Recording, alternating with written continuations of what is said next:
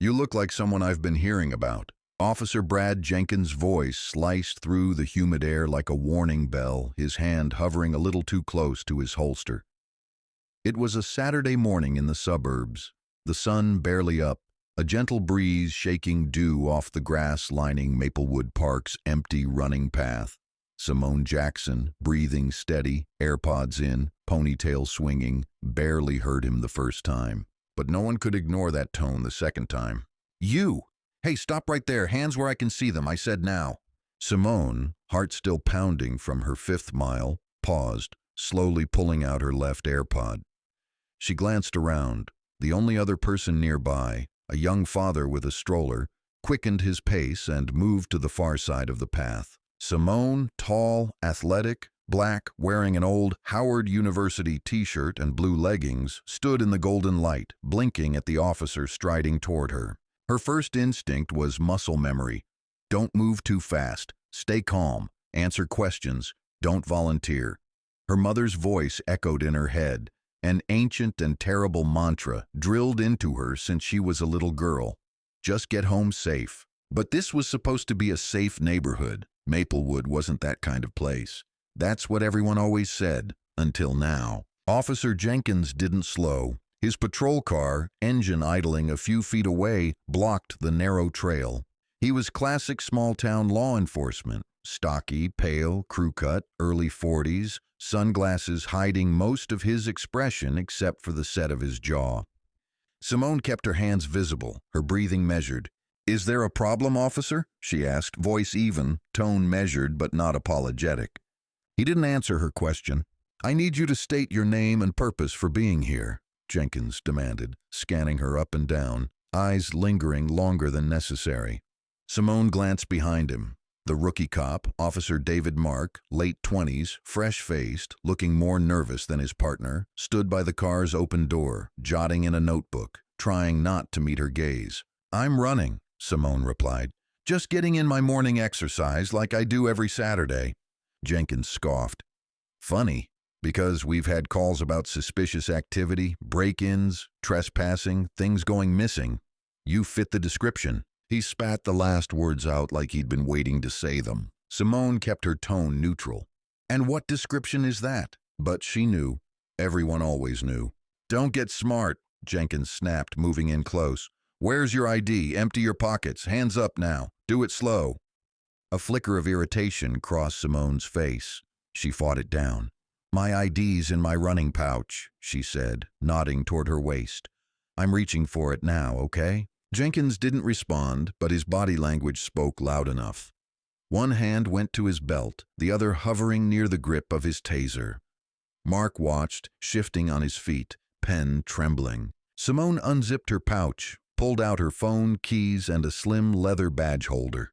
She kept her movements deliberate, laying everything on the hood of the squad car. Jenkins snatched up the badge holder without a glance, tossing it aside as if he already knew it was fake. "Let's see the ID, state issued only," he said. Simone's driver's license was next. She handed it over. Jenkins squinted at it, glancing from the plastic to her face, then back again. He radioed in the number, lips tight. The radio crackled, dispatch confirming. "No wants, no warrants, local address confirmed." He ignored the dispatcher. "Why are you running here? Where do you actually live?" he pressed. "I live 2 blocks away. I run this route every weekend. My name's Simone Jackson. I work for the government. Is there something you're investigating?" He laughed, short, cold. "I know what you people say when you get caught. Government job, huh? What's that supposed to mean? Postal? DMV? Simone met his gaze. "Something like that." That answer only made him bristle. "You got jokes?" He stepped in, close enough for Simone to see the red veins in his neck. "You think you're clever? You think being mouthy is going to help you? Tell me what you're really doing here. You running from somewhere or just casing houses for later?" Behind him, Officer Mark finally spoke, his voice barely a whisper. "Brad, maybe she matches the address. She's got a local ID. Maybe she's just..." Jenkins shot him a glare sharp enough to slice concrete. "Stay out of it, Mark. This isn't your training video. This is real life." Simone said nothing. She watched Officer Jenkins' nostrils flare, watched him work himself up, watched the passers-by look away. the whole world suddenly finding somewhere else to be. He circled her, looking for contraband, for attitude, for an excuse. You carry any drugs, weapons, anything you want to declare before I search you? Simone kept her hands visible, palms up. No. He didn't believe her, of course. He gestured to Mark, who reluctantly moved forward. Pat her down, thoroughly. Mark hesitated, then stammered. Ma'am, I'm going to have to just, put your arms out. Simone did as instructed. The rookie's hand shook as he patted her sides, checked her waistband, feeling more embarrassed than she was. He finished quickly. Nothing, Mark said, stepping back. Jenkins grunted. Yeah, nothing you found. Doesn't mean she's not hiding something. They're clever. Simone's jaw tightened. She said nothing. A small crowd had begun to gather at the edge of the park. A couple of dog walkers, a mother with 2 kids, a jogger who paused, earbuds still in, eyes narrowed. Lisa Collins, a white woman in her late 30s, stood nearby with her phone held low but recording, the red light blinking. Her daughter tugged at her sleeve, whispering, Mom, is she in trouble? Lisa shook her head, her own face tight with something between anger and worry. Simone didn't look at the growing crowd. She didn't want to. This was her worst nightmare playing out again, but this time in her own neighborhood. Turn around, Jenkins ordered. Hands behind your back. For what? Simone asked, voice steady. What's the charge? Resisting investigation. Suspicious behavior. Possible obstruction. He said it all in one breath like he'd practiced it. Simone could see Mark's discomfort. The young officer looked ready to be sick, but he didn't move. Jenkins reached for his cuffs. Turn around or I'll make you. Simone did. She felt cold steel snap around her wrists, the click echoing across the park like a gunshot. The crowd was silent now, holding their breath. Jenkins pushed her toward the patrol car, not gently. You have the right to remain silent. Anything you say can and will be used against you, he began, voice flat. Simone didn't struggle. She didn't speak. She stared straight ahead. A few feet away, Darius Walker, a tall, wiry black man in his late 20s, sweat still slick on his forehead from his morning run, stepped forward. Hey man, I know her. She lives here. This is her neighborhood. She's a federal agent. What are you doing? Jenkins turned on him, fingers stabbing the air. Step back or you'll be joining her. Darius stood his ground, face defiant. You're making a mistake. Jenkins sneered. You people always think you know better. That phrase hit the crowd like a slap. Lisa Collins gasped. Someone else muttered, Did he really just say that? Phones went up, recording now, openly. Simone felt the burn of humiliation rising in her chest. Not because of the cuffs or the crowd, but because she'd seen this play out too many times, and she knew exactly how fast it could turn ugly. Jenkins shoved her into the back seat, slamming the door so hard it rattled. David Mark lingered, shifting uncomfortably. He glanced at Jenkins, then at the crowd, then at Simone. He stepped closer to the window, voice low. I'm sorry, ma'am. This shouldn't be happening like this. Simone didn't reply. She just looked out at the world from behind the glass. In the front seat, Jenkins radioed in. Suspect in custody, possible 459 in progress, Maplewood Park requesting backup for search. The dispatcher sounded uncertain. Did you confirm the ID, Brad? He ignored her, eyes fixed on the rearview mirror, watching Simone's face. Outside, Lisa Collins moved closer, holding her phone high. This is wrong, she called. I've seen her run here for years. You need to check that badge. She's law enforcement. Jenkins glared. Ma'am, step back. Lisa didn't. I'm calling your chief, she announced, phone already dialing. Jenkins' jaw flexed. He hit the lock on the doors and revved the engine. As the patrol car pulled away, Simone felt something hard shift in her running pouch. Her badge holder, tossed aside by Jenkins, had fallen. Wedged between the seat and the door, it slid to the floor, half open. She watched it through the glass, the gold shield winking in the sunlight. In the front seat, Jenkins and Mark bickered. You didn't have to cuff her, Brad. She's not a threat. Jenkins shot him a look. You want to go back to writing parking tickets? This is what real policing looks like. Mark shook his head. This isn't what we learned at the academy. Jenkins laughed, bitter and low. The academy doesn't have to deal with people like her. Simone listened in silence, memorizing every word. The car rolled into the station parking lot, the building squat and unimpressive, flags hanging limp in the breeze. Jenkins marched around to her door, yanked it open and pulled her out roughly. Mark followed, slower, worry carved into every line of his young face. Inside, the front desk sergeant, Scott Richardson, broad-shouldered, veteran cop, every inch a man who'd seen it all, looked up as they entered. "What's this?" he asked, voice lazy. "Picked up a suspect in the park," Jenkins said. "Fits the description, acting suspicious, no respect for authority."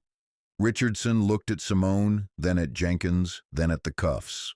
"Where's her ID?" Jenkins tossed her license on the counter. "Local. Says she works for the government. I'm not buying it." Richardson examined the ID, then looked back at Simone. "You got a job, miss?" Simone met his gaze. "I do." "And what job is that?" She said nothing. Years of training kicked in. Don't reveal too much, never escalate, always let the badge speak for itself. But her badge was in the car, tossed aside, and ignored. Richardson frowned. "Bring in her things," he ordered. Jenkins stalked out, Mark trailing after him. Richardson leaned closer, voice lower. "Look, I don't know what's going on here, but if you're innocent, you'll be out of here soon enough. But if you're lying..." He let the threat hang in the air. Simone didn't flinch. She just waited. A few minutes later, Jenkins returned, badge holder in hand. He tossed it on the counter. "Found this in her stuff. Probably fake. They sell these online now." Richardson picked it up, flipped it open. The room went still. For a heartbeat, no one moved. The gold badge gleamed in the harsh fluorescent light, catching the word Federal Bureau of Investigation in clear, embossed letters. Richardson's eyes widened, jaw slack. Jenkins froze. "What the hell?" He snatched the badge back, studying it for signs of forgery. But there was none. Simone spoke, her voice calm but cold. "Agent Simone Jackson, FBI Washington Field Office. ID number 6294578. Richardson blinked, suddenly very aware of the crowd gathering near the desk. Dispatchers, 2 patrol officers, and the on-duty janitor, all drawn by the commotion. Jenkins stammered, You said you worked for the government.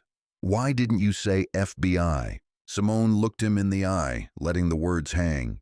"Would you have listened?" The question hung in the room, heavy as a storm cloud. Mark's face turned red. He stepped back, eyes darting to the door, wanting no part of what was about to unfold. Richardson coughed, suddenly finding his voice.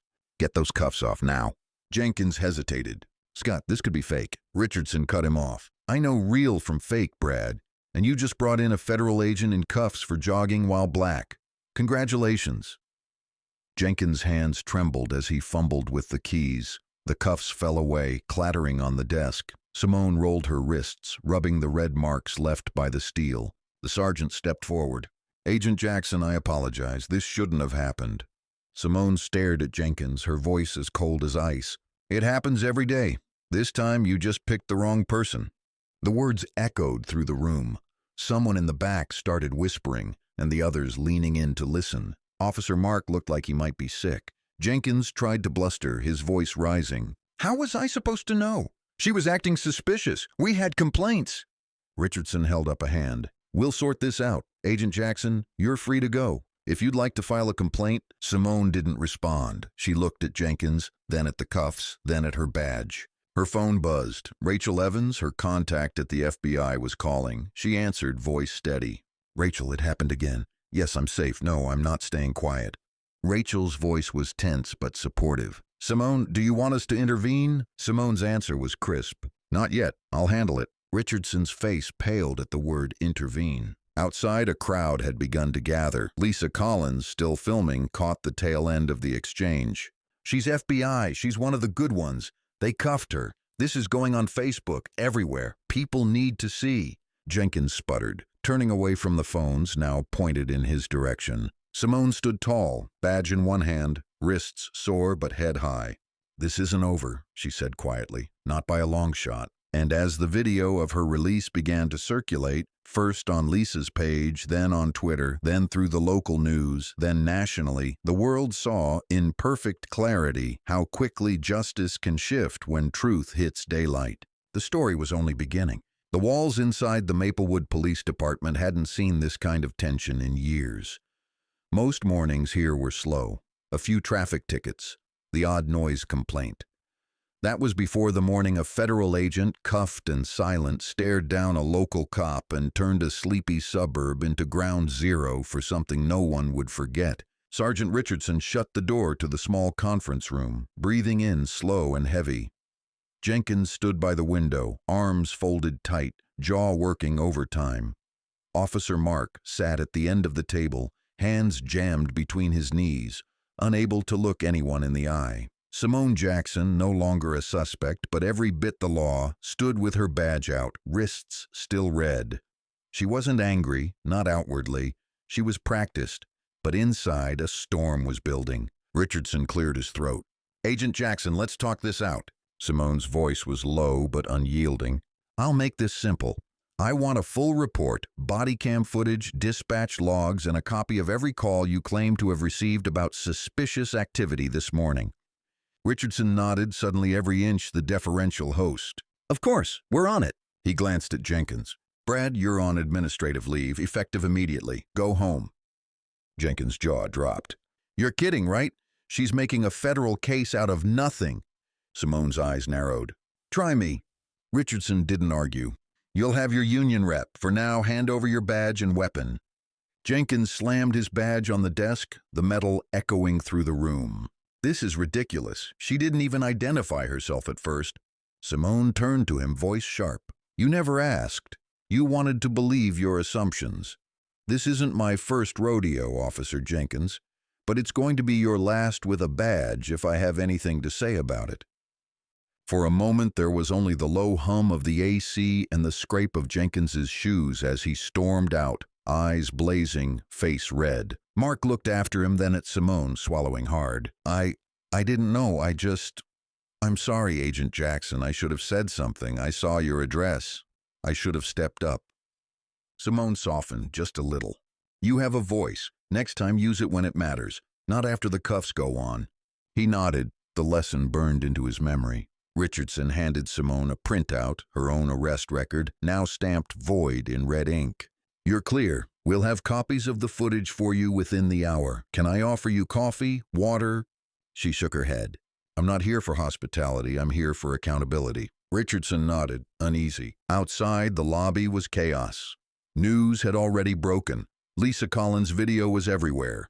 People crowded the sidewalk, phones out, faces tight with curiosity or outrage. Rachel Evans, Simone's FBI colleague and friend, sat at her desk watching the video. She'd seen Simone in 1,000 tough situations, but this was different. This was personal. She punched in a number, her tone clipped and professional. "Emily Sanders? Yes, FBI Public Affairs. We're preparing a statement regarding Agent Simone Jackson. She was wrongfully detained by Maplewood PD this morning. We expect full transparency, and we're sending a team." Emily, a reporter for a national network, typed furiously, "Is Agent Jackson available for comment?" Rachel paused. "You'll hear from her soon. For now, focus on the facts. She was targeted, detained, and released when her credentials were finally checked. We expect consequences." Rachel ended the call and turned to her team.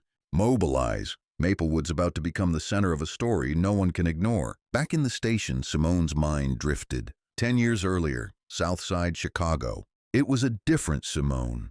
Younger, but with the same sharp eyes and posture that took up just enough space.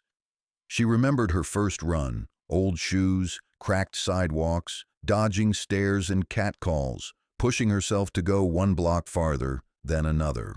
Her mother, Brenda Jackson, was the reason Simone ran at all.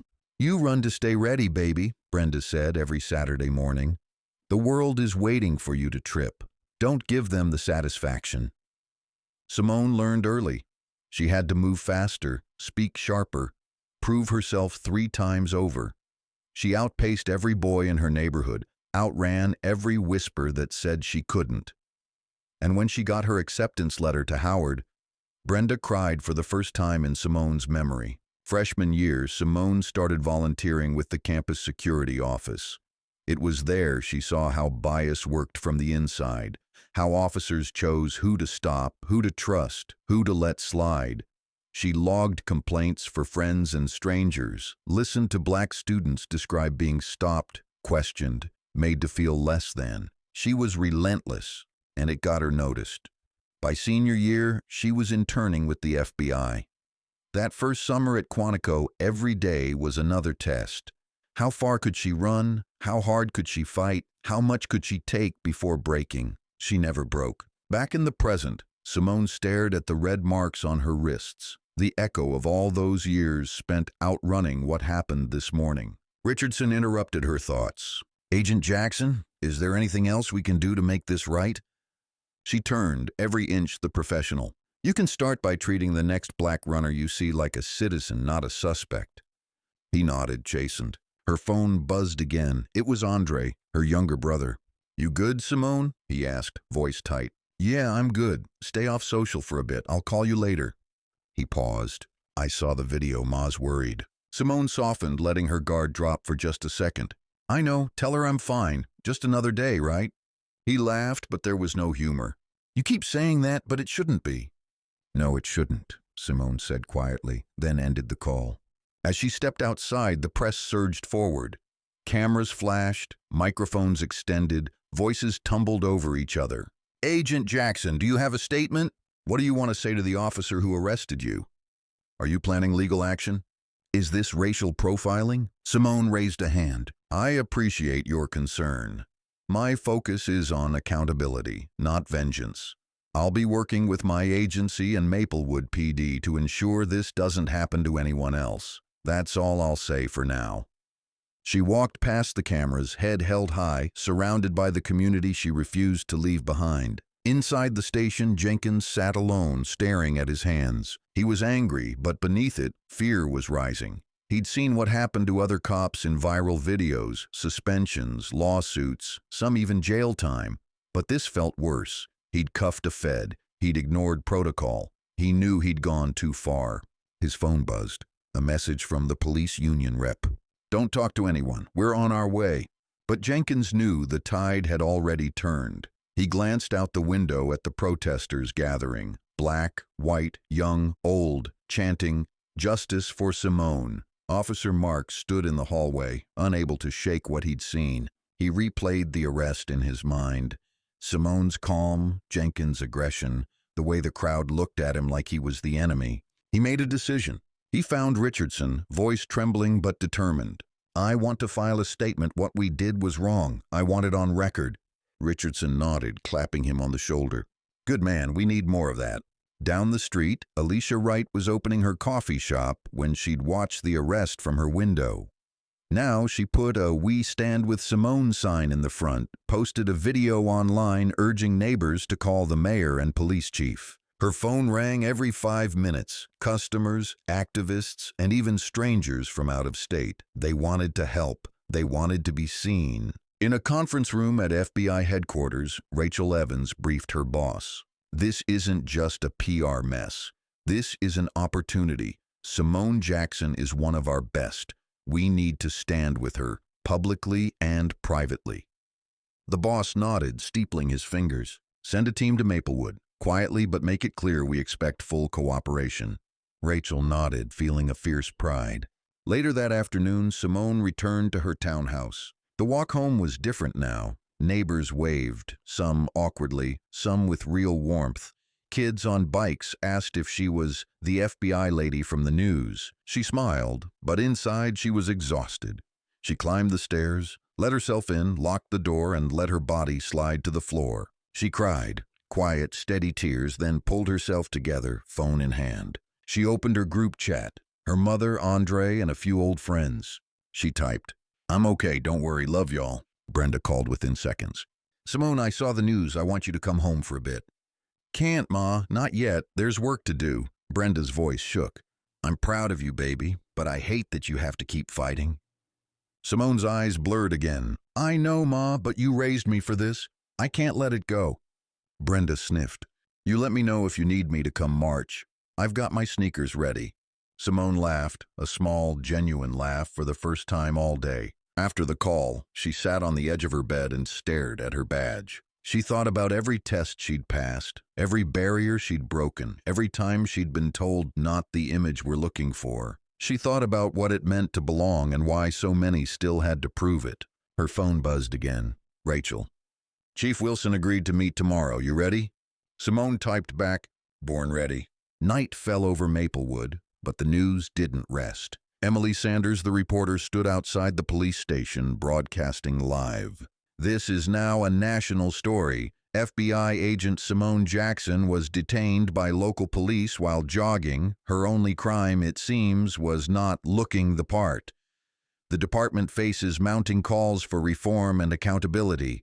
Community members have planned a vigil and a protest for tomorrow. Across town, Officer Jenkins sat alone at his kitchen table. His wife had gone to her mother's. His phone was full of angry messages. He scrolled through the video of Simone's arrest, reading the comments. This is why we march.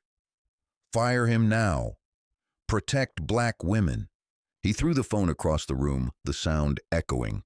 For the first time in years, he felt small, exposed. Simone spent the night pacing, restless, writing notes. She thought about her training, about protocol, about all the things that could have gone wrong, about the fact that if she hadn't had her badge, her mother might be planning a funeral. She pulled out an old photo, her at 10, running her first neighborhood race.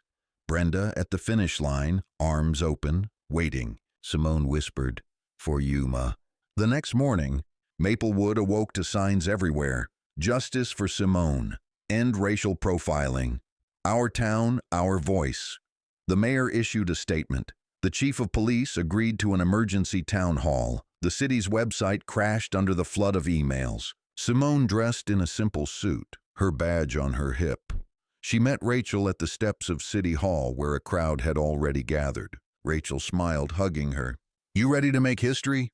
Simone nodded, face set. Together they walked into the building, no longer just one woman, but the face of a movement that would not be denied. And outside, as the crowd chanted her name, Simone Jackson looked at the sky and whispered, "Let's get to work." The town of Maplewood had always prided itself on peace, quiet, tree-lined streets, the same faces year after year at the farmers' market, the illusion that the world's real troubles were for other places, other people. But this morning, everything felt different. The past day had splintered that calm, and you could feel it in the way people walked, shoulders squared, voices low, every eye on the horizon. The park where Simone Jackson had been cuffed became a gathering point before dawn. First came the joggers, old, young, pairs and solo, sneakers pounding out a rhythm of defiance. Many wore black armbands or shirts with her name taped across the chest. Some ran silently, others called to each other, breathless but determined. At the entrance to Maplewood Park, a crowd swelled.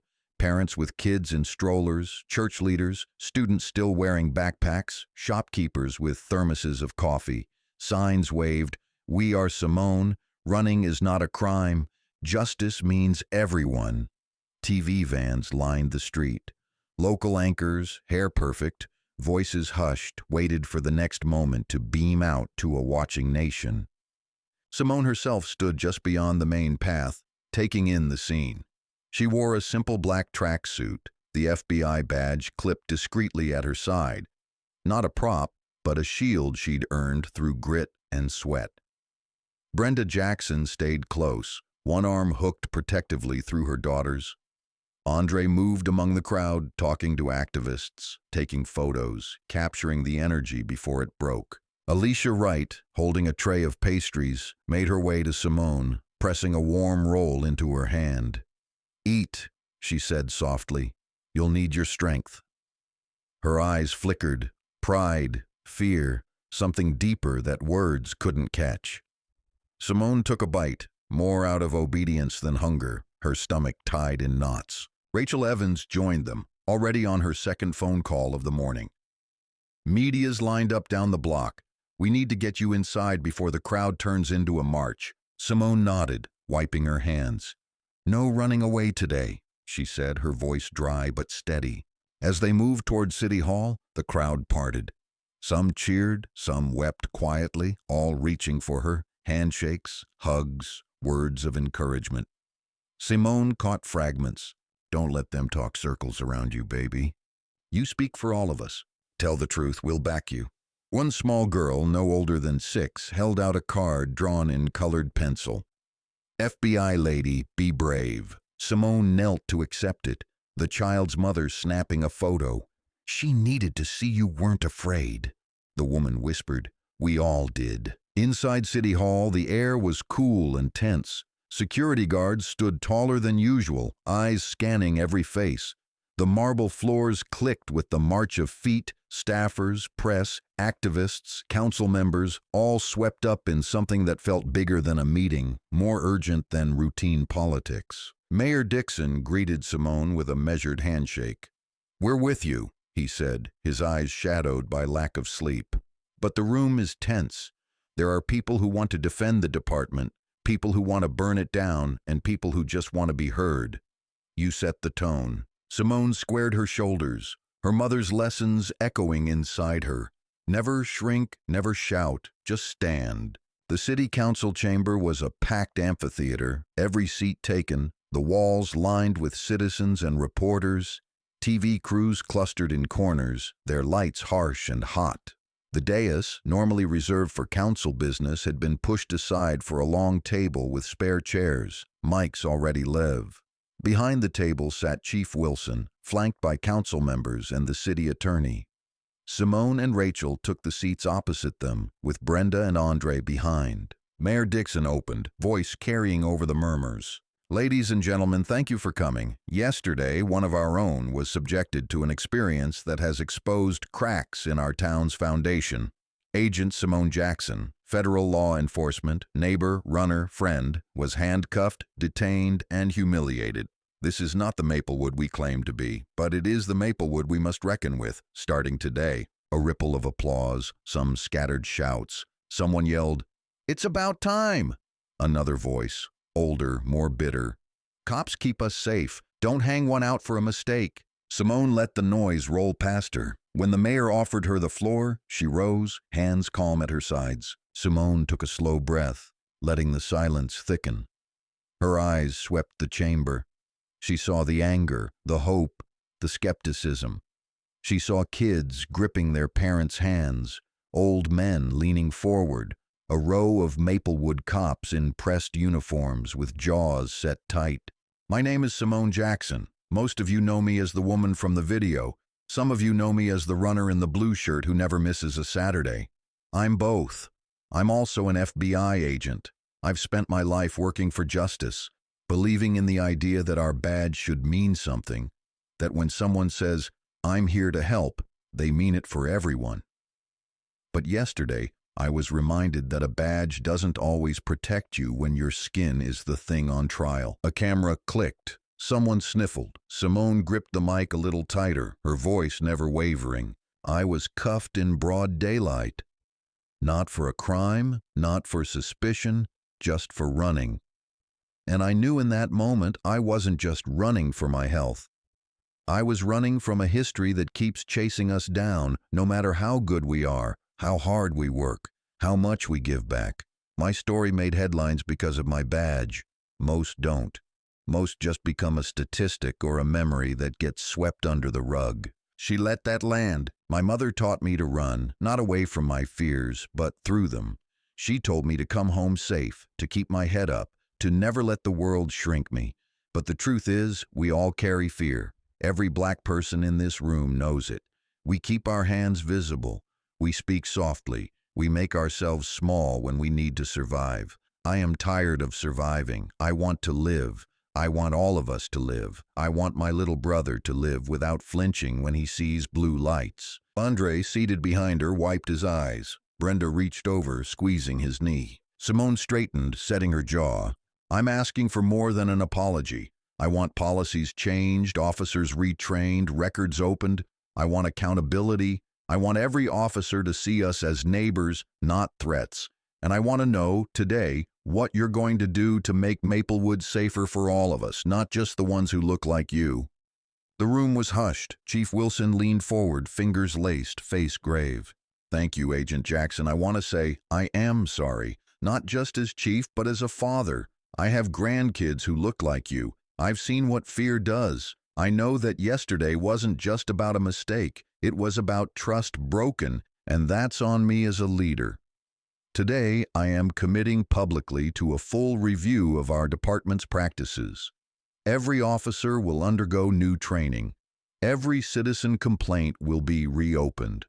The Oversight Board will include representatives from every neighborhood, every walk of life. This isn't just for show. A few officers shifted, nervous, some stony-faced, but a young black officer in the back nodded, relief on his face. Mayor Dixon stood, taking the mic. This is a beginning, not an end. We will publish all arrest and stop data going back a decade. We'll invite the DOJ to monitor us.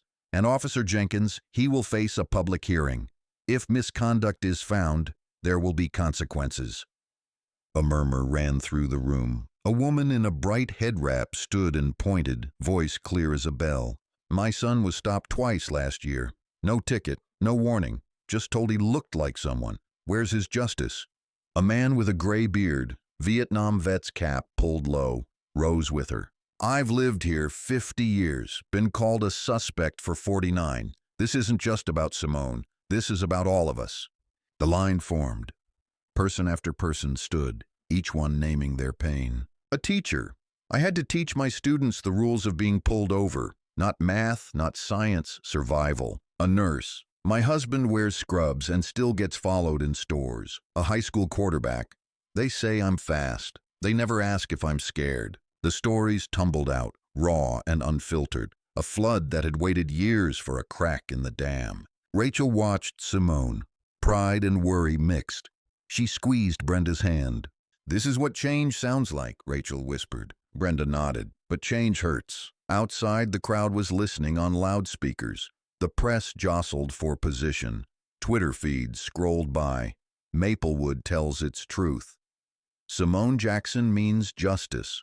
If you're not angry, you're not paying attention. Alicia brought water, forcing Simone to drink. Pace yourself, girl. They need you for the long run. Simone managed a tired smile, voice rough but grateful. Thanks, Allie. You always know. A hush fell as the mayor called on Darius Walker. He took the floor, tall and serious, looking directly at the police. I was there yesterday. I saw how quick those cuffs came out. I've been stopped 5 times in this city for jogging. Never a ticket, never an apology. If Simone hadn't had that badge, she might be gone. You think about that every time you put on that uniform. Think about who you're protecting and who you're afraid of and why. A black teenage girl in the crowd snapped a picture of Darius, then wiped her eyes. She whispered, "He's telling my story too." The testimonies rolled on. Every story like a brick laid down, foundation for something new, but also weight the town could no longer pretend wasn't there. Inside the chamber, the officers looked shaken. Some crossed their arms, some looked away, some, 1 or 2, took notes. Mayor Dixon turned to Chief Wilson. Chief, can you guarantee right now that every stop, every use of force, every arrest will be reviewed independently? Wilson didn't blink. Yes, effective immediately. Rachel took the mic. The FBI will provide technical support and training. We'll send agents, black, brown, white, every background, so your officers know what real accountability feels like. A roar of approval. Simone, throat tight, leaned into Brenda, feeling the weight of it all. The meeting stretched for hours. No one wanted to leave. Each story opened the door for another. Old pain and new resolve filling the room until it felt like everyone in Maplewood was either confessing or listening, finally, for the first time. The sun moved across the stained glass windows, throwing gold and red onto Simone's face. She let the light warm her, drawing steady breaths between testimonies. Sometimes she jotted notes on her phone. Other times she just held Brenda's hand, letting the community's hope and heartbreak settle in her bones. Andre live tweeted the entire event, his posts racking up hundreds of likes within minutes. This is what truth looks like. Raw, loud, overdue. My sister isn't asking for special treatment. She's asking for a future. By late afternoon, the mayor called a break. People poured into the hallways, voices buzzing with everything they'd heard and everything they still needed to say. The mood wasn't angry so much as determined. Something had shifted. and everyone felt it. Alicia set up a table near the front with water and coffee. "If you need to rest, you rest here," she said, watching Simone's eyes for signs of exhaustion. Simone shook her head. "I can't stop yet." But she sipped, letting the warmth fill her belly. Kids approached her, some shy, some bold. "Are you scared of the police?" one asked. Simone knelt to answer. "Sometimes, but not today, because I know you're all watching." On the courthouse lawn, reporters gave live updates. Emily Sanders, eyes bright with adrenaline, faced the camera. "This is not a normal town hall. What's happening in Maplewood is a reckoning. Years of hidden wounds exposed all at once. Agent Simone Jackson has become the face of a movement she never asked for, but one she's carrying with grace and fire. We'll stay with you as this historic day unfolds." Behind the scenes, city council members debated furiously. Some argued for immediate firings, others worried about backlash. The city attorney warned of lawsuits. But the momentum was too strong. The oversight board plan passed on a voice vote, no dissent. Chief Wilson, sitting alone in a small office, took a shaky breath. He called his wife, voice breaking. "I should have seen it sooner. I thought I was leading, but I was just maintaining. That changes now." Meanwhile, in a small conference room, Maplewood's black officers gathered quietly. Some first-year rookies, others with decades on the job. One, Officer James Bell, spoke first. "We always walk a line, but after today, I'm not pretending I don't see it." "No more silence." His partner, Olivia Green, nodded. "We owe her and every kid who ever looked at us with fear better than what we've been." Back in the council chamber, the mayor reconvened. The mic was opened again, this time for solutions. Simone was the first to stand. "I want to see more black and brown officers, not just hired, but promoted, heard, empowered. I want body cams on every officer. I want a commitment that every stop, every use of force, will be reviewed not just by the department, but by this community." Chief Wilson met her eyes. "Done." A teacher suggested a Know Your Rights training in every school and church. A group of mothers demanded an end to traffic stops for driving while black. Young people called for community policing teams, mental health training, alternatives to force. For every proposal, the crowd clapped or cheered. For every promise, Simone wrote it down. When the mayor asked for a final word, Brenda rose, surprising everyone. "I never thought I'd be standing here," Brenda said, voice trembling but fierce. "I'm from Chicago. I know what injustice looks like. But I also know what healing looks like. You can't rush it. You can't buy it. You have to choose it every single day. Choose it for my daughter, for your children, for Maplewood." Applause swept through the chamber, raw and real. Outside, as dusk turned the sky lavender, the energy shifted from confrontation to resolve. Simone and Rachel walked the edge of the crowd, checking in on neighbors, hugging strangers. Police officers mingled with residents, some conversations tense, some hopeful, but all honest in a way they'd never been before. On the lawn, a group of teens gathered around Andre, brainstorming ways to organize. "We need voter registration at every event," one girl said, "and a hotline for people who get stopped," a boy added. Andre grinned, seeing the future take shape. "Let's build it, tonight." Alicia and Brenda organized a meal line, hot food, lemonade, and a table of donated books for kids. "Community isn't just protests," Alicia said. "It's what we do after the shouting stops." A bus arrived from a nearby city. Out poured black church choirs, singing freedom songs. Their voices floated through the open council windows, filling every space with hope. Reporters captured every moment, their stories going national by the hour. Inside, Simone retreated to a side room with Rachel and Brenda. She slumped into a chair, pulling off her shoes, rubbing her sore feet. Rachel handed her a granola bar. "You need to eat," she said, gentle but firm. Simone nibbled, then leaned back. "Am I doing enough?" she asked, her confidence faltering for the first time that day. Brenda knelt beside her, brushing sweat from her forehead. "You're doing more than anyone ever asked. But don't carry it all, Simone. Let us help. Rachel nodded. This isn't just your fight. You started it, but we'll finish it together. Simone closed her eyes, just for a moment, feeling the press of love and community stronger than the press of exhaustion. When she opened them, Andre was at the door. You have to come see this, he said, his voice bright with wonder. They stepped outside. The crowd had grown to hundreds.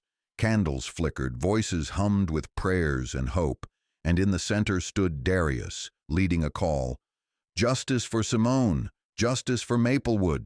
Justice for all of us! Simone felt tears sting her eyes, tears of hope, not just hurt.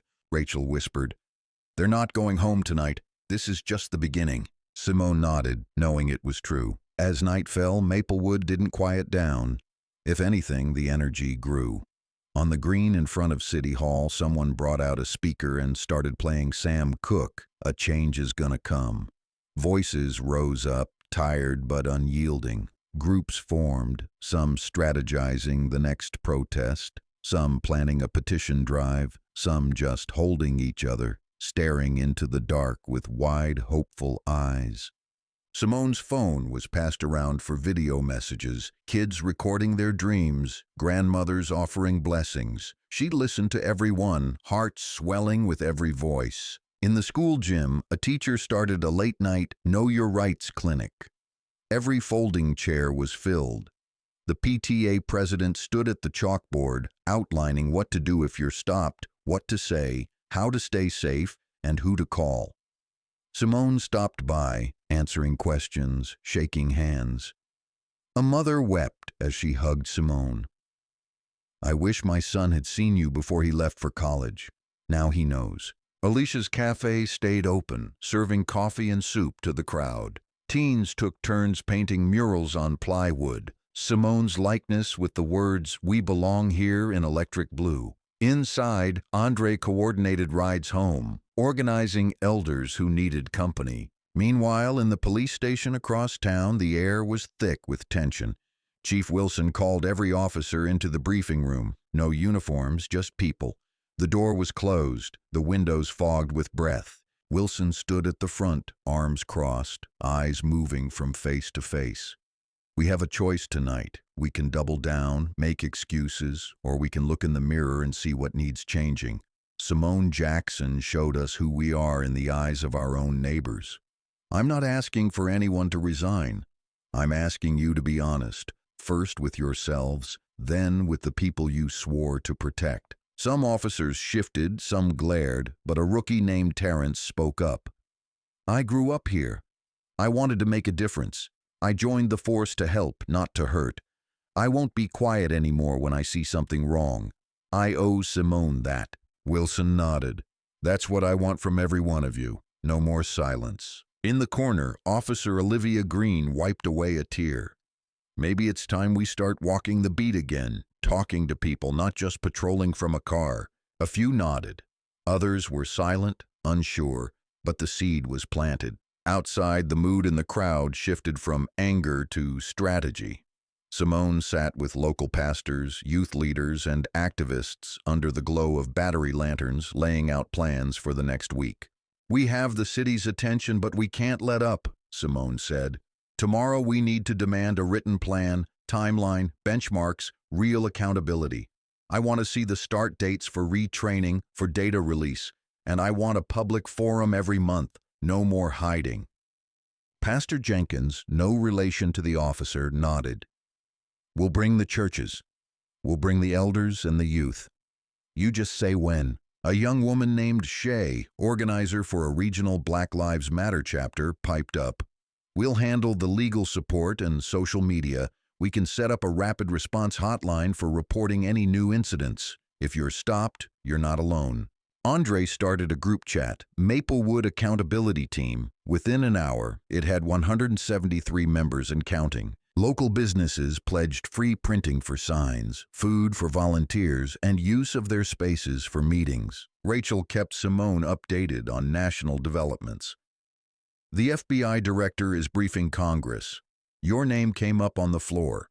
You're a symbol now, Simone. Simone shook her head, voice hoarse. I didn't want that. I just wanted to run. Rachel squeezed her hand. "And now you're running for all of us." In the glow of the streetlights, an old man named Earl, who'd watched Simone grow up, approached, leaning on his cane. "When you were a little girl, you outran every boy on this block. I knew you'd change something one day, but I never guessed it'd be this big." Simone hugged him, overwhelmed. "I'm still just that little girl, Earl, just trying to get home safe." Earl smiled, his face weathered but proud. "Well, now you made it safer for all of us." The music swelled, voices harmonizing across generations. The fire pits crackled. Someone handed out notebooks for people to write their stories, promising to deliver them to the oversight board. All night the town buzzed, part vigil, part strategy session, part celebration. It felt like the beginning of something bigger than any one person. Brenda finally tugged Simone away from the crowd, guiding her home under a quilt of stars. Simone and Brenda reached the townhouse just before midnight, the sounds of singing and chanting still drifting on the night air. Andre was already inside, sprawled on the living room rug, phone glued to his hand as he finished answering hundreds of messages from friends, strangers, reporters, and community leaders. The television glowed with late-night coverage, Simone's face on every channel, her words replayed, debated, and celebrated. News tickers scrolled beneath her image. FBI agent ignites call for police reform. Maplewood residents demand justice. Simone Jackson, the new face of accountability. Brenda brewed chamomile tea in the kitchen, her movements gentle but determined. She placed a cup in front of Simone, who cradled it with both hands, savoring the warmth. "I can't believe it all happened in one day," Simone whispered, voice frayed. "It feels like a lifetime." Andre looked up from his phone, eyes shining with admiration and worry. "You're not alone in this, sis. Everyone saw what you did.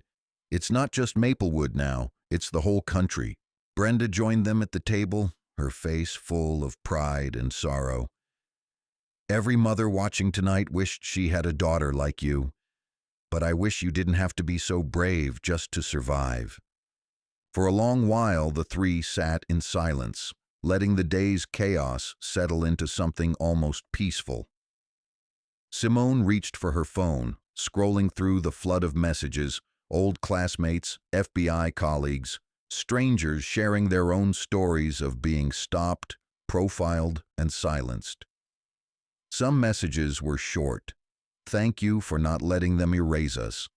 Others spilled out in paragraphs, every word weighted with history and hope. Brenda squeezed Simone's shoulder. "Promise me you'll get some rest." "I will, Ma. Just let me answer a few more." Upstairs, Simone finally sat on her bed, shoes kicked off, suit jacket draped over the chair. She stared at her reflection in the mirror, eyes tired, posture slumped, but something new in her face. Not just exhaustion, but purpose. She reached into her nightstand and pulled out her old Howard University notebook, flipping to a page she'd marked years ago. "Be the one who runs toward justice, not away from fear." She scrawled a new line beneath it. "Tonight we ran together, tomorrow we build." Her phone buzzed again. This time it was Darius. "Thank you. You gave us all courage. See you at the morning run?" Simone replied. "Wouldn't miss it for the world." Downstairs, Brenda tidied up the living room, humming a gospel tune. Andre locked the door, peeking through the blinds at the candlelit crowd still gathered, quieter now, but unyielding. As sleep finally pulled Simone under, she dreamed not of handcuffs or flashing lights, but of running, feet pounding in time with 100 others, the air clear, no sirens, no fear, just movement, freedom, and the endless promise of morning. The day broke over Maplewood with a new kind of electricity. The town felt awake in a way it never had before. Simone laced her sneakers and stepped outside, the air crisp, the sky blushing pink over the rooftops. At the park, a crowd had already gathered, dozens, then hundreds, every color, every age. Some wore FBI caps or Howard sweatshirts, others waved homemade banners. "Not just one of us, all of us." Darius greeted Simone with a quick fist bump, grinning. "Ready for the world to see us run?" She nodded, her body still sore but her spirit lighter than it had been in days. Brenda, wrapped in a long scarf, handed out orange slices to every kid in sight. Andre jogged backwards, phone raised, live streaming the crowd. "Maplewood, this is what change looks like," he shouted. The chat exploded with heart emojis and cheers. Alicia and her staff passed out cups of hot coffee and bagels. Pastor Jenkins offered a prayer for new beginnings, honest reckonings, and true safety for all. Chief Wilson arrived, this time in plain clothes. He walked the path with the group, shaking hands, stopping to listen. A few officers walked alongside, unarmed, talking with residents, some apologizing, some simply there to learn. As Simone started her run, the pack moved with her. Feet thundered in unison. For the first time, no one called out warnings. No one crossed the street in fear. No one reached for a badge or a gun. Simone felt the eyes of her neighbors, not with suspicion, but with pride. At the halfway point, a reporter called out, "Agent Jackson, what do you hope happens next?" Simone slowed, wiping sweat from her brow. "I hope this is the day we stopped running from the past and started running toward a future where everyone is seen, everyone is safe, and everyone belongs." The crowd erupted in applause, laughter, and a few tears. Back at City Hall, the Oversight Board met for the first time. Black, white, young, old, activists and business owners, teachers and teens. They debated, they argued, but most of all, they listened. Simone stopped in to offer a few words, but mostly she let others speak, watching as voices long ignored took center stage. In the police station, Chief Wilson handed out new training manuals, real reform mapped in black and white. "If you can't commit to this," he told his team, "you don't belong in this uniform. We're done hiding behind silence." A steady stream of citizens filed complaints, many for the first time, confident something would finally be done. By late morning, Simone sat on the edge of the park, shoes muddy, heart pounding. Brenda sat beside her, wrapping an arm around her shoulders. "You did it, baby." Simone shook her head. "We did it, and we're not finished." Andre plopped down in the grass, scrolling through his phone. "Did you see the news? New York, Atlanta, Dallas, they're holding their own runs. All for you, Simone." Simone smiled, feeling hope rise like the sun overhead. Rachel called with one last update. "The director wants you on a call with the White House this afternoon. They're listening." Simone answered without hesitation. "Tell them to keep listening. We're just getting started." As the town bustled and rebuilt itself in the light of change, Simone closed her eyes, breathing in the promise of something better. She knew the fight would continue, hard days ahead, setbacks certain. But for the first time in a long time, she believed Maplewood, and maybe the country, could run together, not just away from fear, but toward real justice. Sunrise over Maplewood no longer meant ordinary. That Monday morning, reporters set up in the school parking lot, live streaming as buses unloaded lines of chattering kids, most in new "We Are Simone" t-shirts. Church groups delivered hot cocoa to families at the park. Darius stood at the corner waving volunteers into formation. Today, the run was only the beginning. This wasn't a one-day event.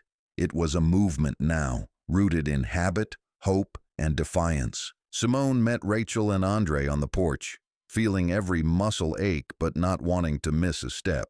She'd barely slept, her phone vibrating late into the night with calls from national networks, federal offices, activists, celebrities. Her inbox was overflowing, a note from a high school debate team in Michigan, a letter from a grandmother in Texas, messages from Black agents across the country. Some offered support, some shared their own stories of running, cuffed, questioned, surviving. Simone read them all, tears never far away. Brenda hustled the family out the door. "No one goes hungry while I'm around," she announced, thrusting granola bars and apples into every hand. "You've got to be strong to change the world." She checked Simone's shoelaces, just like when she was a little girl, then pressed a kiss to her forehead. "Remember, your worth isn't in what you suffered, but in what you do about it." As they walked to the park, Andre filmed a quick message. Day 2. The whole country is watching. We're not backing down. Already the park was alive.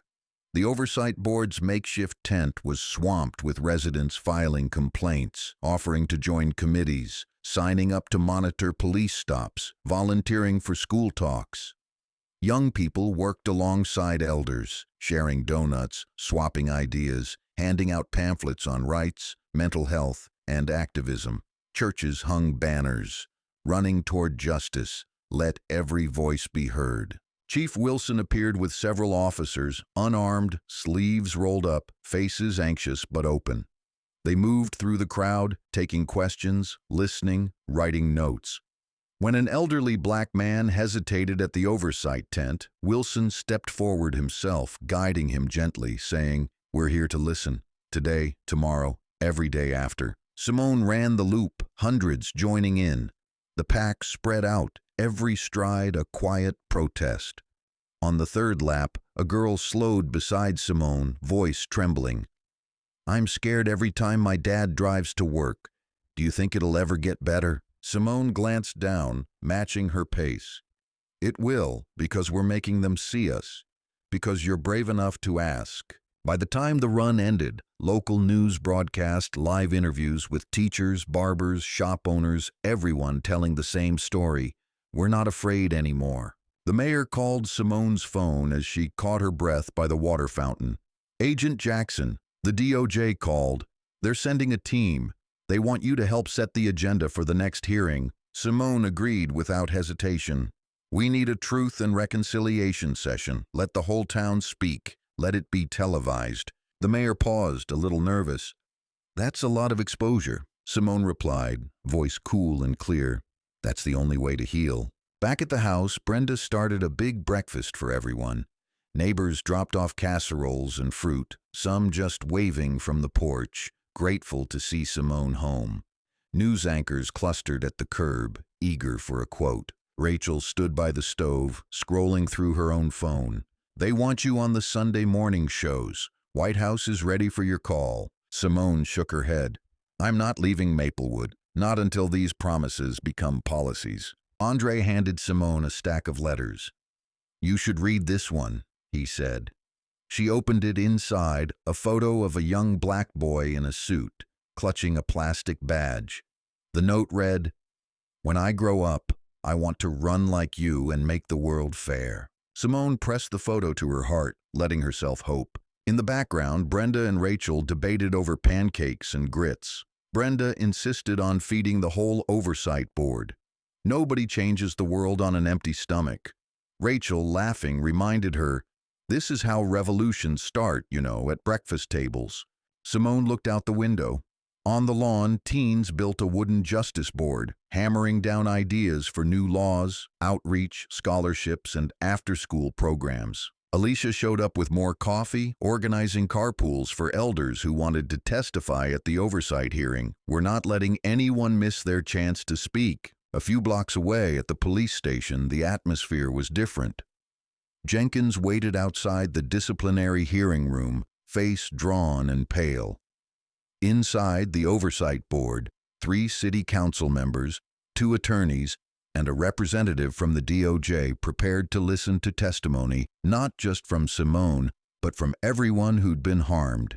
This would not be closed doors, not whispers and paperwork. This would be public, recorded, and undeniable. Chief Wilson opened the hearing.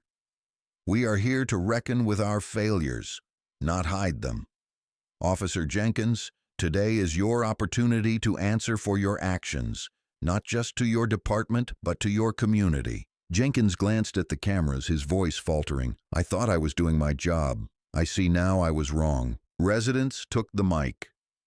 An older woman described being frisked on her porch, hands shaking. A teen boy described walking home from basketball practice, stopped 3 times in a week. Each testimony landed like a hammer, building the record, demanding a reckoning. When Simone was called, she faced Jenkins, locking eyes. "You didn't see me. You saw a threat. My badge didn't matter until it was too late. I want to live in a world where my neighbors don't need a badge to survive a run in the park. The oversight board members, visibly moved, announced, "This will be transparent.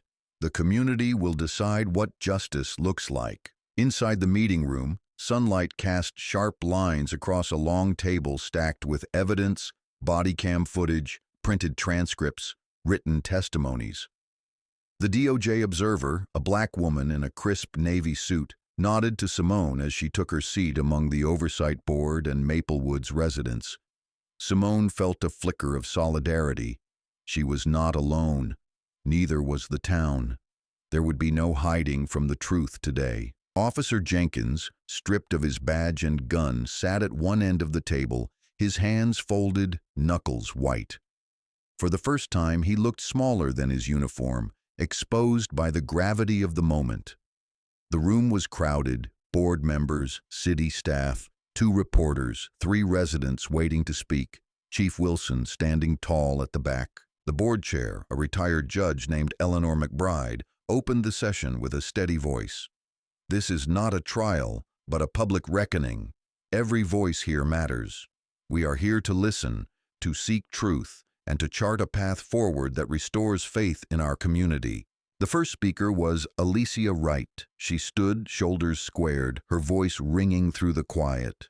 "I watched Simone grow from a young woman jogging past my shop into the leader she is now. I also watched as too many of my customers, my neighbors, were treated like suspects for no reason except their skin. We're not here to punish just one man. We're here to demand this never happens again." Next was a teacher from Maplewood Elementary. She described her fear every time her teenage sons left the house after dark. "I shouldn't have to pray for their safety just because they want to walk home with friends. I shouldn't have to teach them how to survive a police stop." Simone's heart twisted. She remembered the talk with her own mother, the rules, the warnings, the silent dread. She glanced at Brenda, sitting in the second row, eyes shining with fierce pride and worry. Jenkins finally spoke, his voice brittle. "I was wrong. I acted out of fear, not facts. I let my bias make a decision no badge should make. I am sorry to Agent Jackson, to this community, to every family I've hurt." The board pressed him. "What will you do differently if given another chance?" Jenkins hesitated, sweat shining on his brow. "I want to learn. I want to do the work. If that means stepping aside for good, I will. But I also want to be part of fixing this, showing my fellow officers that change is possible, that owning your mistakes is the only way forward." Chief Wilson cleared his throat. "This is the first time in my career I've seen an officer say that with the world watching. I'm proud of the honesty, but honesty alone isn't enough." Eleanor McBride summarized the session. "We're recommending a full review of every complaint against Jenkins and all officers involved in similar stops. Community members will sit on the review panel. We're not interested in scapegoats. We want transformation. Officer Jenkins, your fate rests with this community's voice, not with a closed-door decision." A murmur of approval rolled through the room. As the hearing broke, Simone and her family slipped into the hallway, met by Rachel and Andre. Brenda hugged Simone, whispering, "I never thought I'd see the day they listened." Simone hugged her back, fierce and gentle. "We made them listen, Ma, and we're not done." Rachel checked her phone, eyebrows raised. "National networks are carrying the hearing live. The White House press secretary just mentioned your testimony. The DOJ lead wants a sit-down with you tonight to draft the town's new use of force guidelines." Andre beamed. "You're changing the script for every black kid in America." Brenda grinned, but her voice trembled. "Don't forget to eat." Alicia arrived with lunch, sandwiches, fruit, and a lemon pie she insisted was the secret fuel of every movement. They ate on the steps outside City Hall, the air full of laughter, music drifting from the ongoing rally at the park. Kids tossed footballs, elders swapped stories, and every passing car slowed, passengers waving or honking in support. At Maplewood High, teachers paused classes for a school-wide assembly. The principal, Mr. Franklin, stood on stage beside 2 counselors and a row of student leaders. He addressed the students. "What happened to Agent Jackson wasn't just wrong. It was a wake-up call. If you want to speak, if you need to share, this is your space. You are not alone. A student named Isaiah, a sophomore wide receiver, took the mic, his voice trembling. I'm tired of pretending like I'm not scared when I see the police. I'm tired of being told to act right just to stay alive. I want to feel safe in my own town. A round of applause swept the auditorium, students standing in support. A girl named Monique, a band member, shared her story of being watched in stores, followed for no reason. If Agent Jackson can stand up, so can we. In classrooms and lunchrooms, kids wrote letters, made posters, and signed petitions calling for better training, body cams, and fair treatment. At the evening church service, Pastor Jenkins led a prayer circle. The congregation packed the pews, spilling into the aisles and out the doors. We pray for courage to keep speaking truth, he intoned, and for the grace to move forward together. After the service, Simone hugged Brenda and Andre, then met Rachel outside. The DOJ team was waiting in a black SUV, ready to begin the late-night drafting of new policy. Before leaving, Simone turned to the crowd gathered in the parking lot, elders, children, officers, teachers, friends, and strangers alike. She raised her voice, carrying across the dusk. We started this run together, and we're going to finish it together.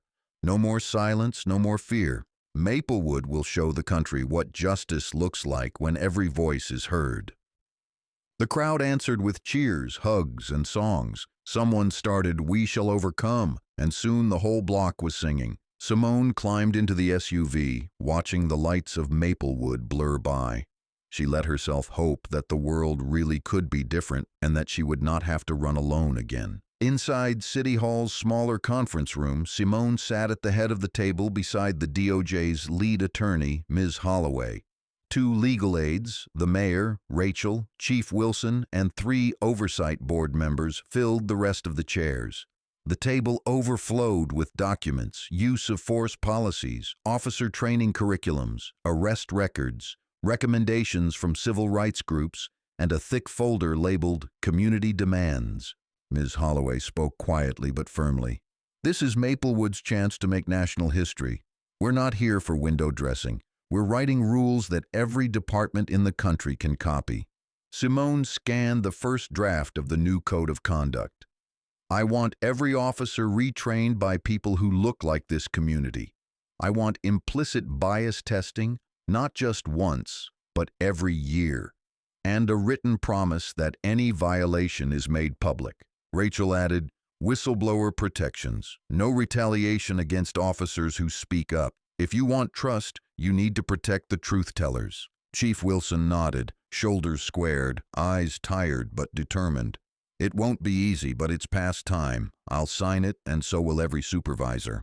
The mayor ran his hand through his hair, nerves raw.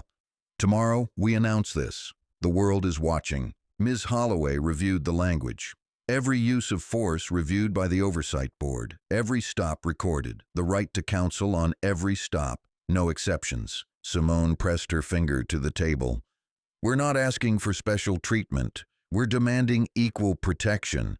If that means losing a few officers who can't adapt, then so be it. A quiet hung over the room. Then, one by one, hands reached for pens.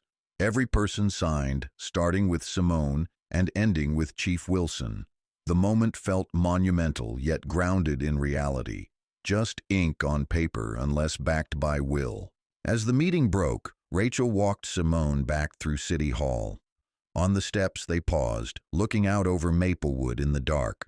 Pockets of people lingered on corners, in church basements, at the cafe, still talking, still organizing. Rachel pulled Simone into a quick hug. You did it. Simone shook her head. We did it, and it's only just begun. Back home, Brenda waited up, her knitting needles clicking in her lap. She looked up as Simone entered, eyes full of a mother's pride. I was watching on the live stream, Brenda said, her voice full of warmth. I always said you'd change things. Andre sat at the table, laptop open, running a Zoom call with student leaders from cities across the state. Simone, they want you on their call tomorrow, planning solidarity runs in Detroit, St. Louis, and Charlotte. Simone smiled, but the exhaustion caught up to her. I'll do it, but tonight I just need to rest. Brenda set out tea and honey. You sleep, baby? The world will still be here when you wake up. Upstairs, Simone stretched out on her bed, the events of the past 2 days running through her mind. She could hear the muffled sound of community songs still echoing in the street. She let them wash over her, a lullaby of struggle and hope.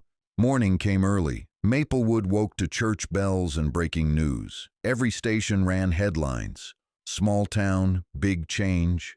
FBI agent inspires national policing reform. Justice for Simone Sparks movement.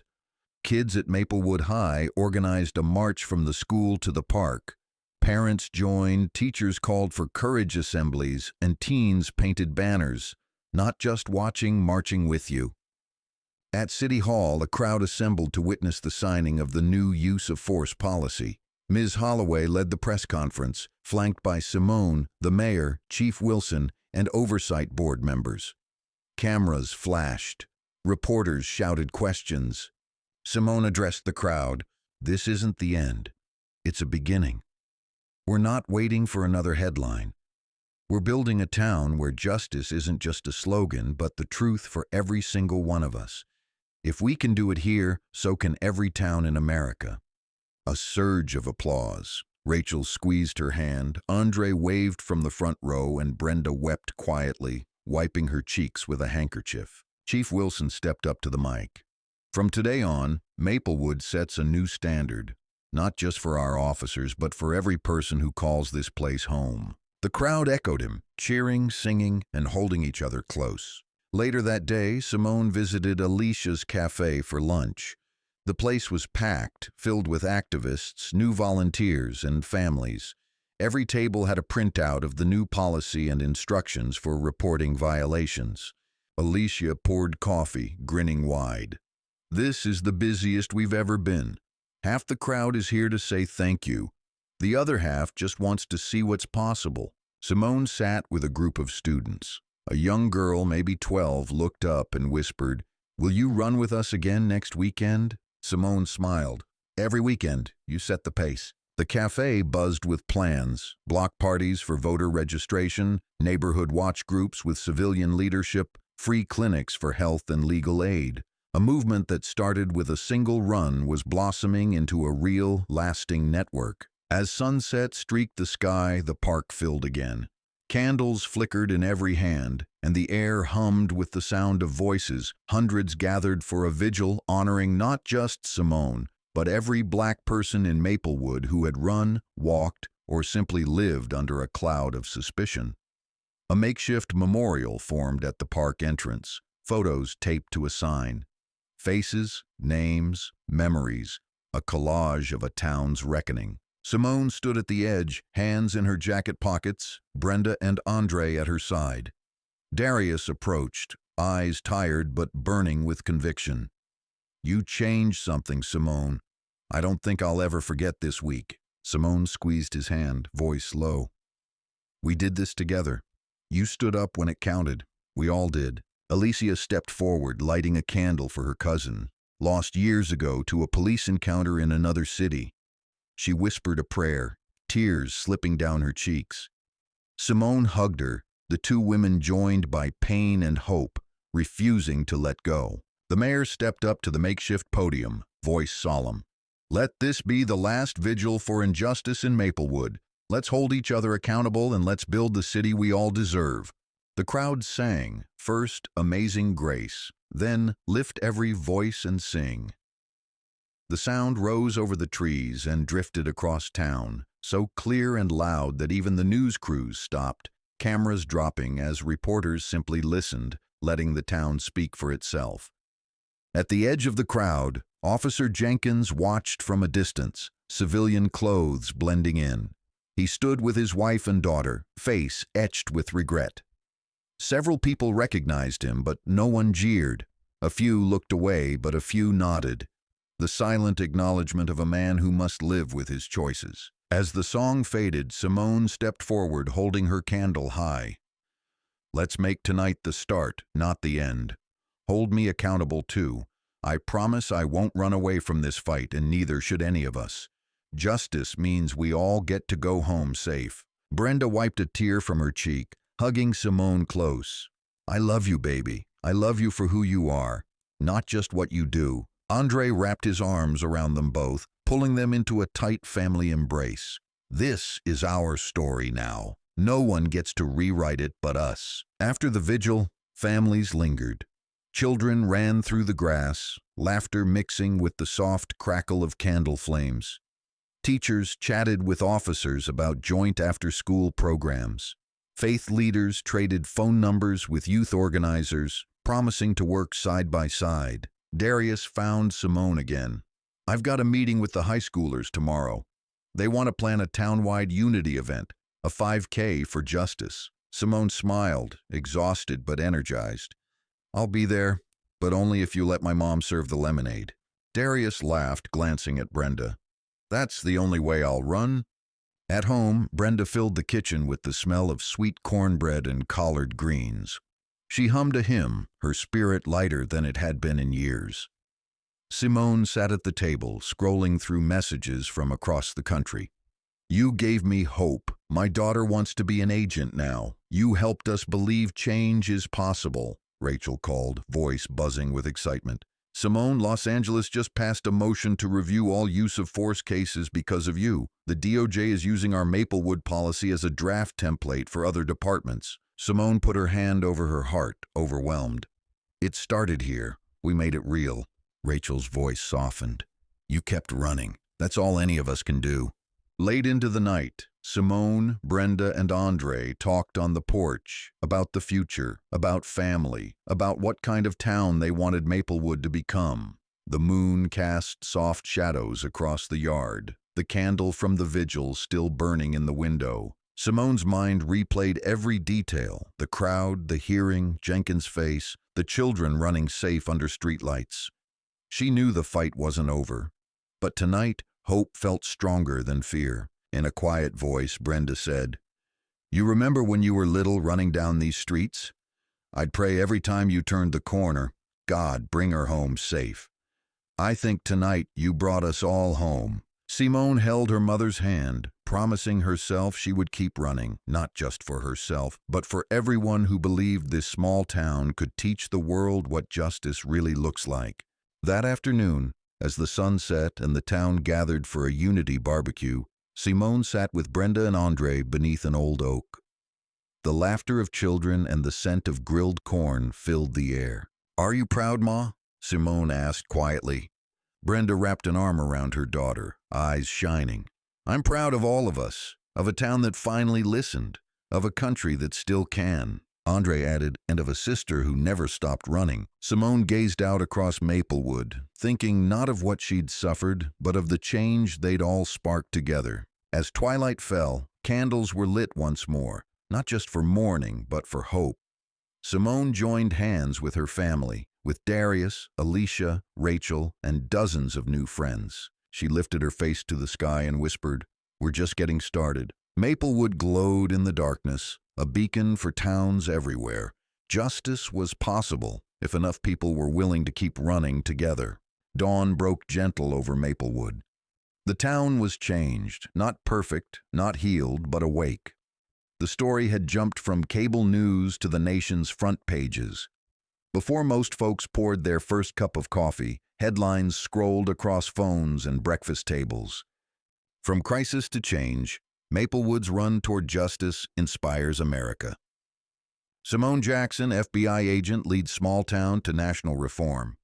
Officer faces public reckoning, town charts new future. Simone stood at her window, watching early joggers trace the park's path. For the first time, she saw white, black, and brown faces running side by side, waving to one another, no longer strangers, but part of something shared. Darius ran with his niece, teaching her to keep her head up, arms pumping. Kids wore shirts reading "Maplewood Moves Forward," passing city workers posting the new community oversight hotline on every lamppost. In the kitchen, Brenda hummed as she made breakfast, frying eggs, brewing coffee, her every movement full of purpose. "You know what's special, Simone," she said. setting a plate in front of her daughter. We got the chance to rewrite the ending. Not everyone gets that. Simone sipped her coffee, her badge shining in the morning sun. We did it together, Ma, but it doesn't end here. There are other Maplewoods out there waiting for someone to run first. Andre joined, phone in hand, scrolling social media. Did you see Detroit? They're launching an oversight board tonight. Chicago's planning a citywide run. There's even a town in Georgia hosting a vigil. They're calling it the Simone effect. Simone smiled, but a deep humility rooted her. I just stood up when the world tried to push me down. Anyone could have done it. Anyone still can. A call came from City Hall. The mayor's voice, tired but triumphant. The DOJ wants us to brief other towns. We're getting emails from mayors, chiefs, and community leaders. They want you on a national panel, Simone. I'll help, Simone answered, but only if they're willing to listen. This isn't about one town's image, it's about real lives. As Simone dressed for another day of work, Brenda sat beside her, holding her hand. No matter how far you go, remember who you're running for. For the girl who drew you a card, for the grandmother whose prayers kept you safe, for every mother waiting for her child to come home. Simone nodded, feeling the strength of generations rise in her chest. At the police station, Jenkins sat across from the oversight board, his resignation letter in hand. He faced Eleanor McBride, Ms. Holloway, and Chief Wilson. I accept full responsibility, Jenkins said, his voice soft but clear. I've hurt people. I need to step aside, but I want to do more. I want to work with youth, to speak honestly about my mistakes. If you'll have me. Chief Wilson looked him in the eye. Owning your failures is just a start. If you're sincere, we'll find a place for you, but you will never wear the badge again. Jenkins nodded. That's fair. I want to be useful even if I don't deserve forgiveness yet. His statement was recorded and aired, a rare admission that not all endings must be about vengeance. Some could be about rebuilding, one day at a time. Throughout Maplewood, real change arrived in ordinary ways. School resource officers met with student groups, asking for their ideas. Faith leaders hosted open forums on justice and reconciliation. The cafe became a hub for organizing, its windows papered with notices for free legal aid, block parties, and health clinics. A week after the vigil, Simone led another Saturday morning run, this time joined by more than 500 people, families from every block, teachers, kids, and even a few retired officers. She wore the same Howard t-shirt she'd had on the day of her arrest, but now it was a symbol, worn proudly, no longer a target. As they finished, applause broke out. Kids swarmed Simone, begging for selfies, advice, stories. Brenda handed out snacks, smiling like a woman who had finally found a kind of peace. Andre captured every moment, posting highlights with the caption, "We keep running, we keep rising." Rachel called in from D.C., her voice full of awe. You've started something bigger than you know. The director wants to honor you at headquarters, but he says the real honor is what you've done here. Simone stood by the park gate, eyes on the crowd. Honor means staying in the fight, not just celebrating the win. There's more to do. That afternoon, as the sun set and the town gathered for a unity barbecue, Simone sat with Brenda and Andre beneath an old oak. The laughter of children and the scent of grilled corn filled the air. Are you proud, Ma? Simone asked quietly. Brenda wrapped an arm around her daughter, eyes shining. I'm proud of all of us, of a town that finally listened, of a country that still can, Andre added, and of a sister who never stopped running. Simone gazed out across Maplewood, thinking not of what she'd suffered, but of the change they'd all sparked together. As twilight fell, candles were lit once more, not just for mourning, but for hope. Simone joined hands with her family, with Darius, Alicia, Rachel, and dozens of new friends. She lifted her face to the sky and whispered, We're just getting started. Maplewood glowed in the darkness, a beacon for towns everywhere. Justice was possible if enough people were willing to keep running together. Jenkins' name never left Maplewood's lips, not as a curse, but as a lesson. After his resignation, he kept his word. He attended every oversight meeting, taking notes, listening without defensiveness. He volunteered for youth mentorship, working with Darius and Andre to launch Second Chances, a program for teens at risk of falling through society's cracks. Some residents shunned him at first. A few wouldn't make eye contact. But others watched as he picked up litter after every run, as he quietly paid for a young father's groceries at the corner store, as he met with parents to apologize face to face. Over time, he became a symbol, not of shame, but of how even those who make the biggest mistakes can be part of making things right if they refuse to hide from the truth. A documentary crew from PBS arrived, cameras trailing Jenkins through town. They caught the awkward conversations, the gentle rebuffs, and finally, the day a mother hugged him after he spoke at her son's classroom. "Thank you for owning your part," she said. "We need more of that." National interest never died down. Towns from California to Georgia called City Hall for copies of Maplewood's policies. Chief Wilson spent weekends on Zoom calls with departments in St. Paul, Richmond, and Little Rock, breaking down how oversight worked and how to win buy-in from skeptical officers. Simone's inbox overflowed, invitations to conferences, pleas from community groups, and heartfelt stories from people who saw their own struggle in hers. She answered as many as she could, always ending her messages with a single promise: "We didn't fix everything, but we started. You can too." She was asked to testify before Congress. Her speech was broadcast live, her words clear and unsparing. "Don't wait for another tragedy. Don't wait for the next Simone. Open your records, train your officers, trust your people.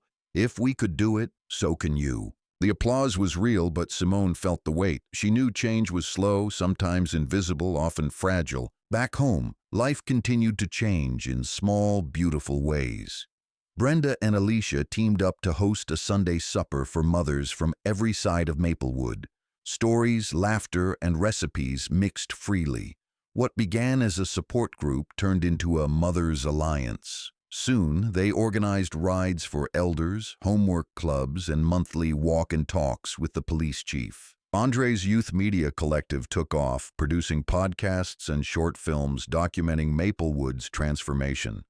Their first episode, Run With Us, went viral, sparking similar efforts in other towns. On her own, Simone felt the scars of that day, still vivid, sometimes aching in quiet moments.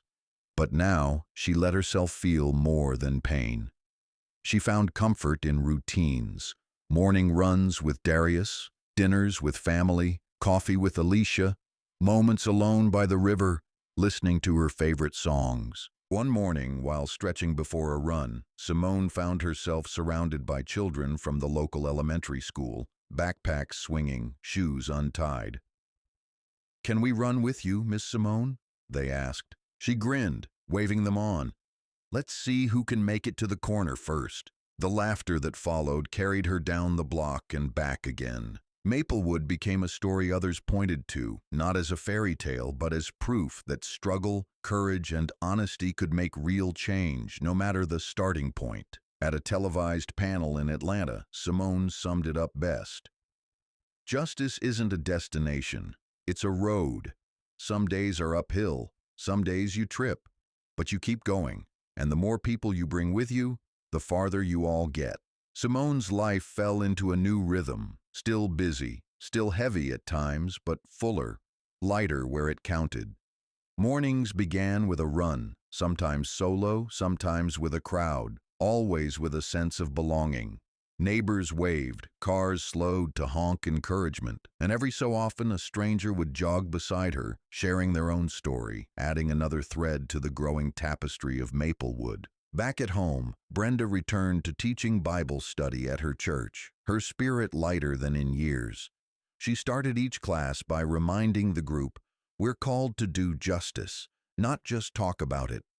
Her circle grew week by week, drawing in parents, teens, and elders, all eager to find their place in a town moving forward together. Andre, ever the connector, founded a media hub with friends, broadcasting youth perspectives, producing interviews with elders and cops alike, making sure no one's voice was drowned out.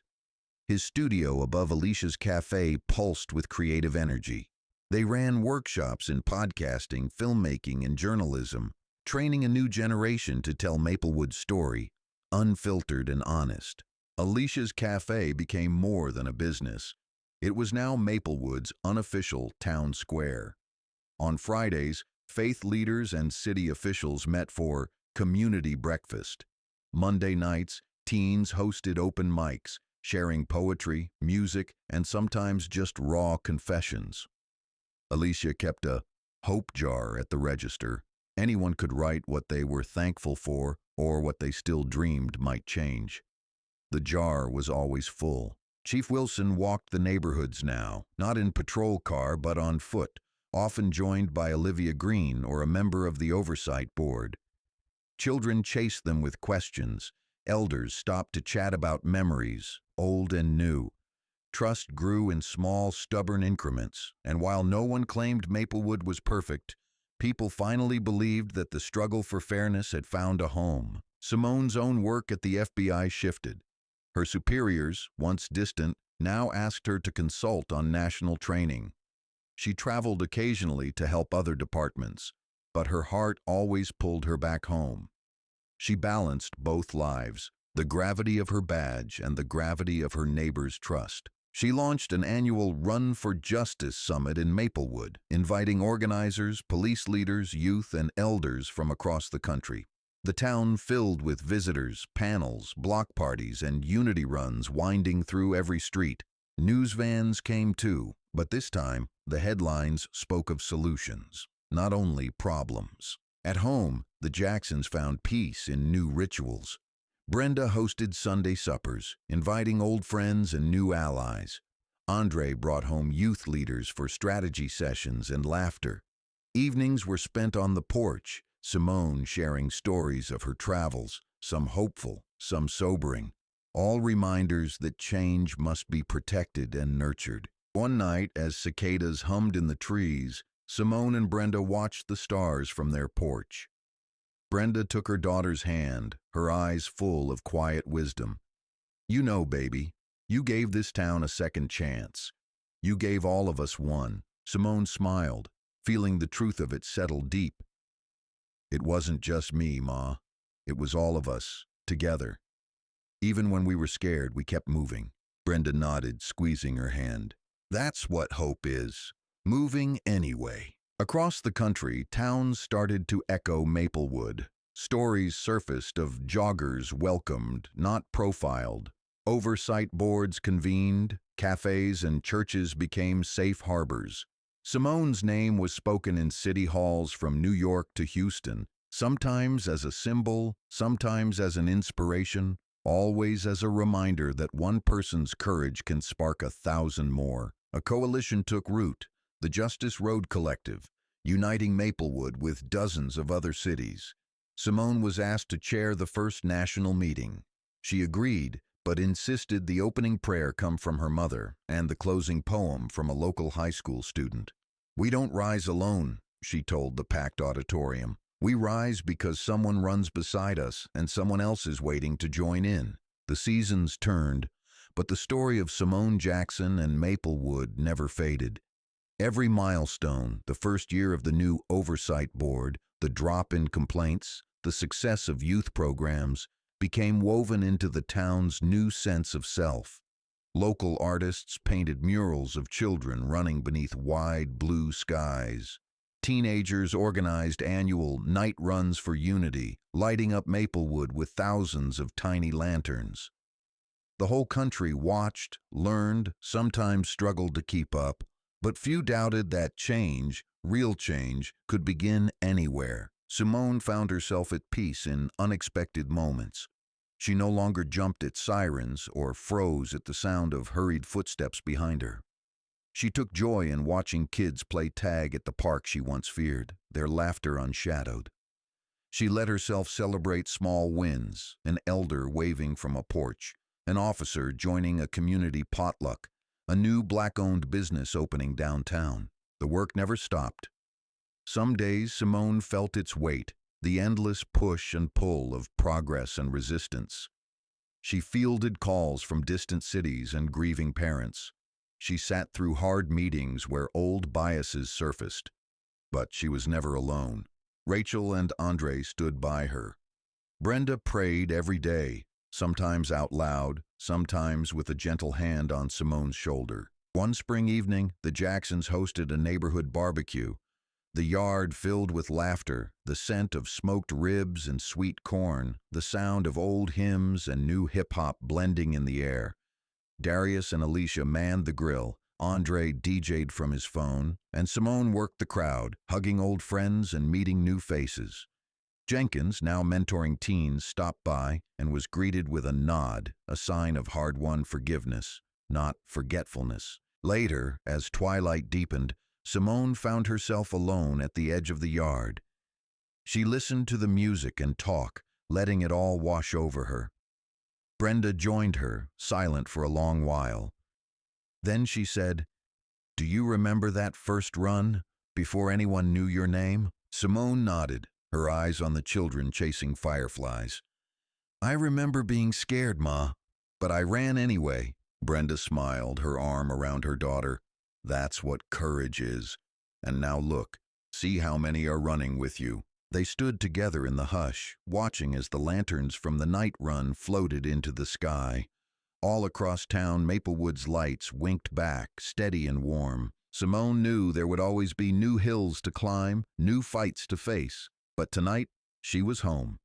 She belonged, not just as a symbol, but as a neighbor, a daughter, a sister, a runner, one among many, never alone. As the night breeze lifted, Simone closed her eyes and whispered a promise to every child still waiting, every runner still unseen. "Keep going, I'll run with you every step of the way." And somewhere far beyond Maplewood, in a city where justice was still just a dream, another runner laced their shoes and stepped into the night, sure that, at last, they weren't alone.